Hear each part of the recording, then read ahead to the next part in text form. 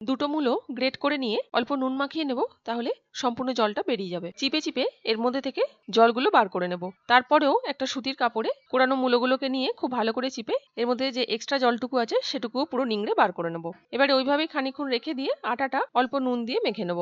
মেখে নিয়ে লেচি কেটে নিয়ে একটু সাইডে রেখে দিয়ে এবারে রুমালে বেঁধে রাখা মূলোটা দেখুন কত সুন্দর জল ঝরে একদম শুকনো ঝরঝরে হয়ে গেছে। এবার একটা বাটিতে ঢেলে নিয়ে এর মধ্যে বেশ কিছুটা জোয়ান হাতে ক্রাশ করে দিয়ে দিলাম। সাথে দেব কাঁচা লঙ্কা কুচি, গ্রেট করা আদা, ধনেপাতা কুচি দেব, আর দেব হলুদ গুঁড়ো, শুকনো লঙ্কার গুঁড়ো আর 1 চিমটে হিং। সবকিছু খুব ভালো করে মিক্স করে নিয়ে এবারে একটা করে লেচি কেটে এর মধ্যে পুরটা ভরে নেব। নিয়ে শুকনো ময়দা লাগিয়ে রুটির আকারে বেলে নেব। একটু হালকা হাতে সব দিকে প্রেস করে করে বেলতে হবে যাতে পুরটা না বেরিয়ে যায়। প্রথমে তাওয়াতে এপিট ওপিট করে একটু ভেজে নিয়ে এবারে তেল দিয়ে খুব ভালো করে দুপিট ভেজে নিলেই তৈরি মূলোর পরোটা। একটা কেটে দেখাচ্ছি। এইভাবে বানালে একটুও ফাটবে না এবং সব দিক থেকেই পুরে ঠাসা মূলোর পরোটা তৈরি হয়ে যাবে। আচারের সাথে সার্ভ করুন।